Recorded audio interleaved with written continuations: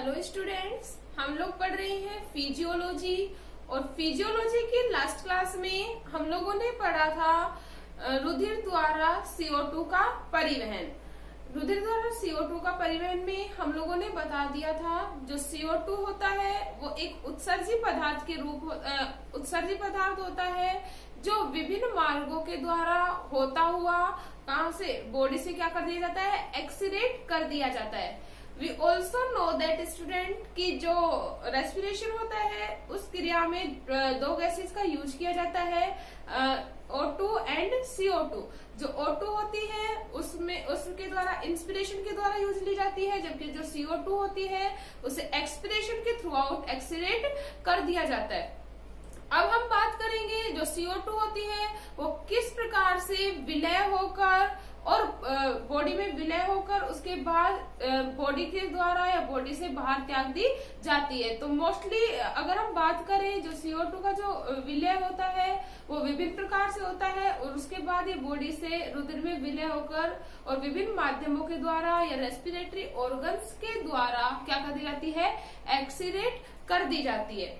इसके साथ ही साथ वी ऑल नो दैट जो रेस्पिरेशन के पाथवे होता है उसमें O2 का जो मार्ग होता है वो अलग होता है और CO2 का जो मार्ग होता है वो अलग होता है। ठीक है, तो अब हम बात करते हैं कि किस प्रकार से विलय होकर जो CO2 होती है और डिजोल्व होकर उसके बाद विभिन्न मार्गों से होते हुए बाहर निकलती है। हम लोग जानते हैं एल्वेलाई के थ्रू आउट जो होती है CO2 निकल जाती है और उसके बाद विभिन्न रेस्पिरेटरी पाथवे के द्वारा क्या हो जाती है, एक्सीरेट कर दी जाती है। तो जो फर्स्ट है हमारा वो होता है जो CO2 का जो विलय होता है भौतिक विलयन के रूप में। किसके रूप में हो रहा है, भौतिक विलयन के रूप में।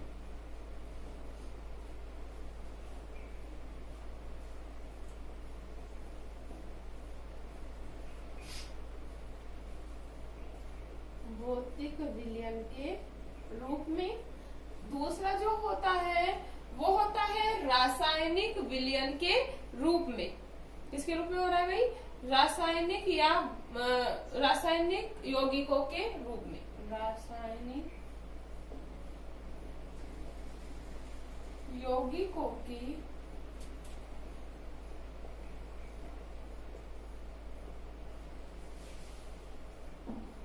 रूप में।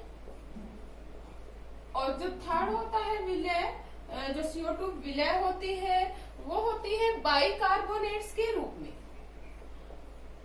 बाइकार्बोनेट्स के रूप में।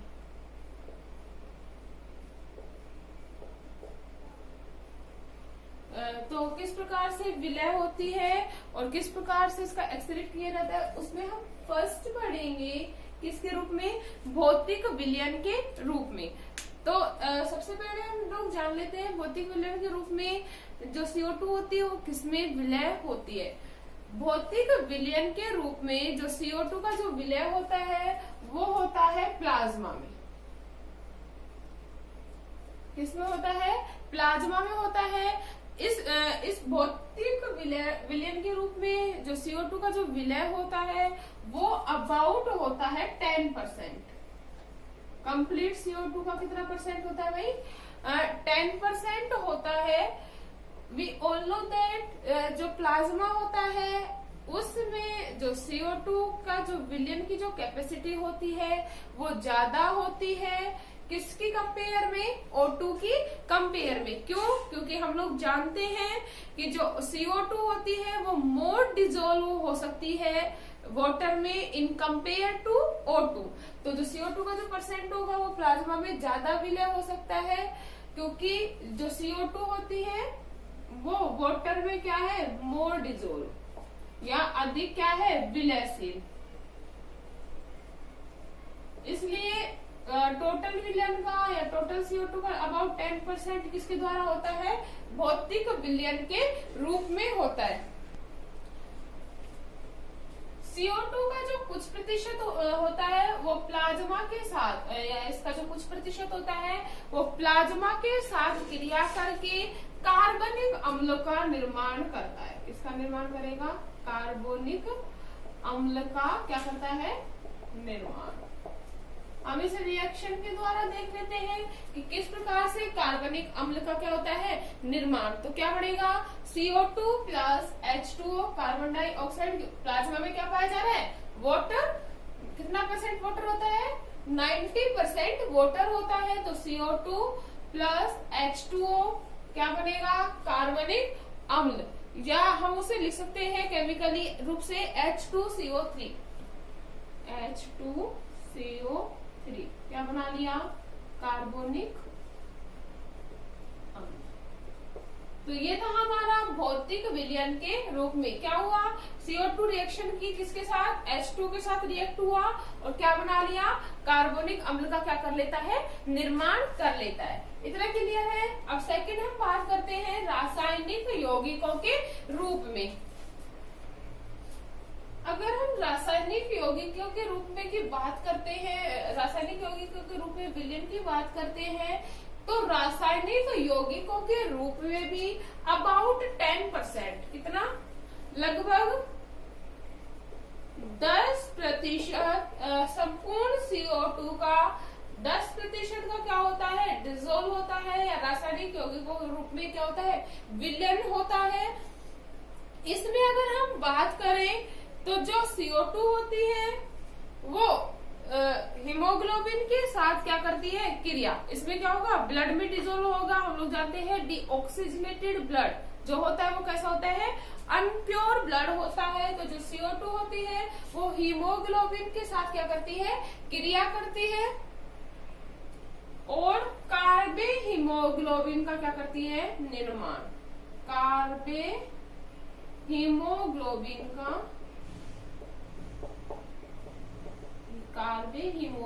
का निर्माण करती है। कार्बनिक अम्लों के रूप में होगा। सिंपल सी बात है।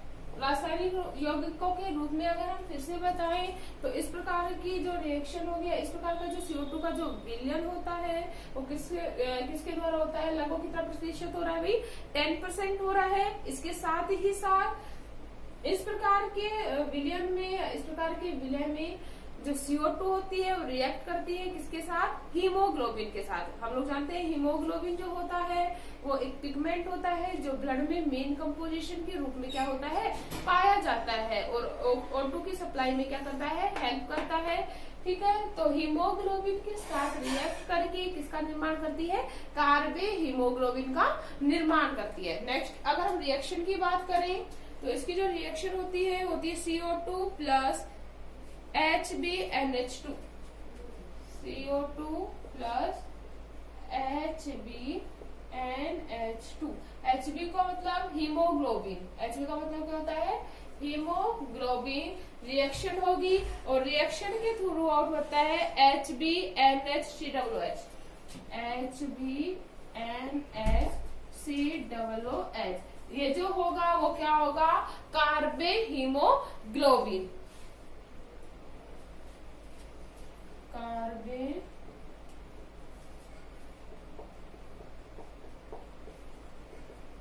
ग्लोबिन। क्लियर है। CO2 ने रिएक्शन किया किससे, एमीन ग्रुप से। किससे ग्रुप रिएक्शन कर रहा है, अमीनो समूह से। ये तो क्या होगा, कार्बन डाइऑक्साइड, ये क्या होगा, हीमोग्लोबिन, और ये क्या होगा, एमिनो ग्रुप या एमीन होगा। इसके साथ रिएक्शन करेगा और किसका फॉर्मेशन करेगा, कार्बेमिनो या कार्बएमिनो हीमोग्लोबिन या कार्बएमिनोग्लोबिन का क्या कर लेता है, निर्माण कर लेता है। इतना क्लियर है। थर्ड अगर हम बात करें किसके रूप में, बाइकार्बोनेट्स के रूप में, तो देखिए बाइकार्बोनेट्स के रूप में लगभग बाइकार्बोनेट्स के रूप में अगर हम बात करें लगभग 70%, कितनी, लगभग 70% जो CO2 होती है वो बाइकार्बोनेट्स के रूप में, किसके रूप में, बाइकार्बोनेट्स के रूप में RBC या लाल रुधिर कणिकाओं और प्लाज्मा के द्वारा क्या की जाती है, रुधिर में लाई जाती है। इतना क्लियर है। प्लाज्मा या लाल रुधिर कणिकाओं द्वारा क्या की जा रही है, बाइकार्बोनेट्स के रूप में, बाइकार्बोनेट्स के रूप में लाई जाती है। इतना क्लियर है। नेक्स्ट अगर हम बात करें इसमें जो अधिकांश CO2 होती है, क्या अधिकांश CO2 जो होती है वो क्या होती है, आरबीसी के द्वारा प्लाज्मा के द्वारा आरबीसी में या लाल रुधिर कणिकाओं में क्या कर दी जाती है, डिफ्यूज्ड कर दी जाती है।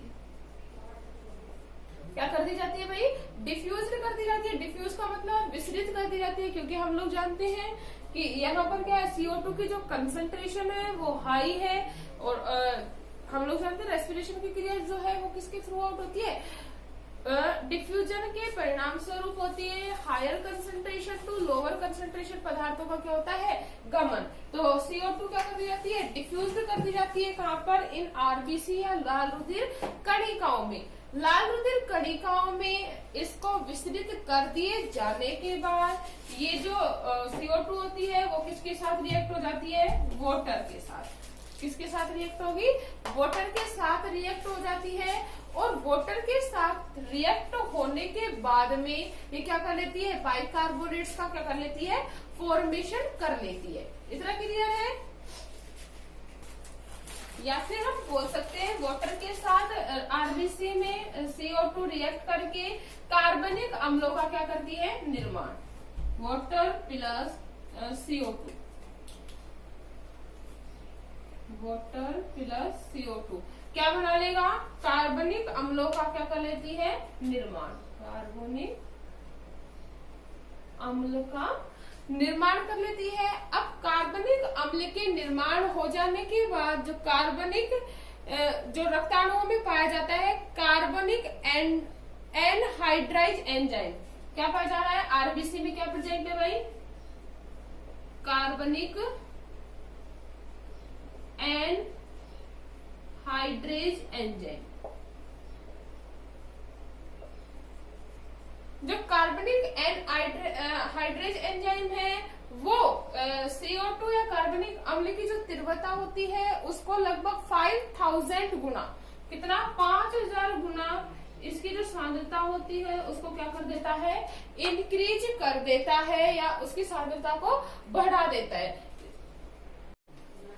इस प्रकार जो CO2 है वो आरबीसी में विसरित होकर या लाल रुधिर कणिकाओं में विसरित हो जाती है। क्यों, ये कार्बनिक एनहाइड्रेज एंजाइम जो होता है वो कितना रेट बढ़ा हुआ है इसका, 5000 गुना बढ़ जाते हैं इसकी जो कंसंट्रेशन होती है, जिससे जो CO2 होती है वो आरबीसी में प्रवेश करके या विसरित होकर किसका निर्माण करती है, कार्बनिक अम्लों का निर्माण करती है।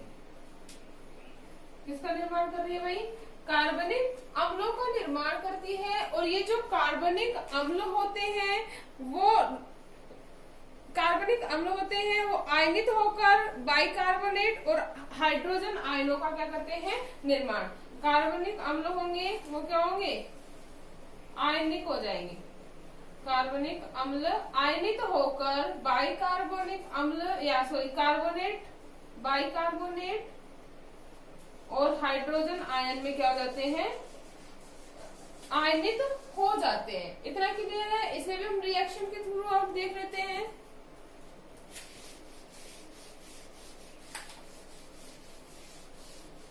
क्या निर्माण कर लेंगे, बाइकार्बोनेट और हाइड्रोजन आयन का क्या कर लेते हैं, निर्माण। कार्बनिक अम्ल क्या होंगे, आयनित होकर।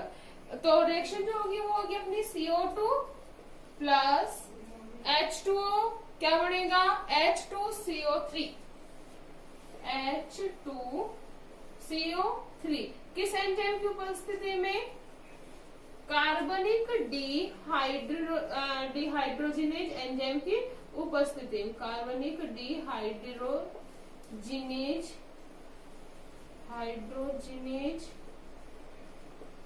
एंजाइम की उपस्थिति में क्या बनाएगा, कार्बनिक अम्ल। नेक्स्ट हो जाएगा HCO3 minus plus H plus, क्या बन जाएगा, बाइकार्बोनेट, और क्या बन जाएगा, हाइड्रोजन आयन का क्या कर लेते हैं, निर्माण। वापस से देख लेते हैं एक बार रिएक्शन। CO2 रिएक्ट करेगी वाटर के साथ, किस एंजाइम की उपस्थिति में कार्बनिक डिहाइड्रोजिनेज एंजाइम की उपस्थिति में कार्बनिक अम्लों का निर्माण करेगी, और ये जो कार्बनिक अम्ल है वो आयनित हो जाएंगे किसमें, बाइकार्बोनेट में, किसमें, बाइकार्बोनेट में, और हाइड्रोजन आयनों का क्या कर लेती है, निर्माण कर लेती है। तो ये था हमारा जो CO2 का जो विलयन होता है, और CO2 जो निष्कासित होती है वो इस प्रकार से घुलनशील होकर ब्लड में, प्लाज्मा में और क्या हो जाती है, एक्सीडेट हो जाती है। इतना क्लियर है, गुड।